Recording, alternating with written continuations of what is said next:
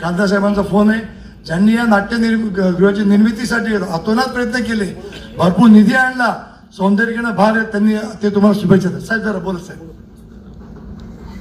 Hello.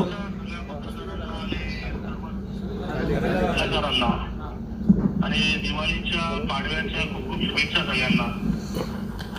मला वाटतं याच्या माध्यमाने अंबरनाथच्या नवीन धर्मवीर आनंदी नाट्य मंदिरामध्ये पार पडतोय. पाडवा असल्यामुळे येता आलं नाही, पण नक्कीच आवडलं असतं. त्याही दिवशी कार्यक्रम खूप छान झाला, मोठे मोठे कलाकार आले होते. आणि मला वाटतं आता अंबरनाथच्या सांस्कृतिक चळवळीमध्ये अजून एक काय म्हणू ते शिरपेचा चुरा जो आहे हा रोवला गेलेला आहे. आणि अंबरनाथ अगोदर फक्त औद्योगिक नगरी म्हणून ओळखलं जायचं. फक्त लोक जे आहे कामाला अंबरनाथला यायचे, ऑर्डिनन्स फॅक्टरी असो किंवा MIDC असो. मला वाटतं आता या नाट्यगृहानंतर जसं शिवमंदिर आपण काम चालू केलं, शिवमंदिर आर्ट फेस्टिवल करतो, त्यानंतर त्या शिवमंदिराच्या आजूबाजूचं सुशोभीकरण, आता त्याच्या पुढे जाऊन जे आहे नाट्य नगरी म्हणून देखील जे आहे ते अंबरनाथला एक वेगळी ओळख मिळेल. कारण की एवढे नाटककार कलाकार सगळे अंबरनाथमध्ये आहेत. आणि बाळ कोळटकरांसारखे मोठे ज्येष्ठ नाटककार, आता जन्मशताब्दी वर्ष सुरू आहे, त्यांचं देखील नाव आपण रंगमंचाला दिलेलं आहे, बाळ कोळटकर रंगमंच.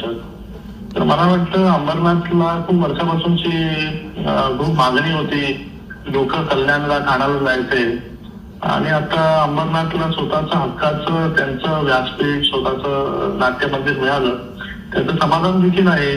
शिंदे साहेबांचा खूप खूप धन्यवाद व्यक्त करतो की नेहमी अंबरनाथसाठी त्यांनी भरभरून निधी जो आहे हा देण्याचं काम जे आहे ते केलेलं आहे.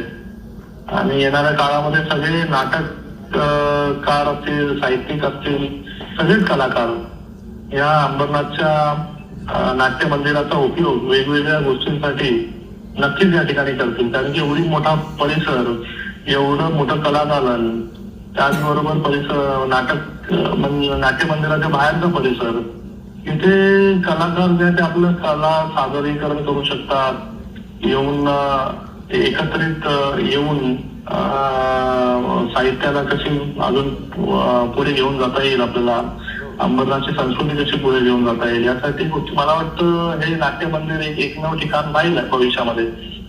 सगळ्यांचं खूप खूप धन्यवाद आणि सगळ्यांना पुन्हा एकदा पाडव्याच्या खूप खूप शुभेच्छा.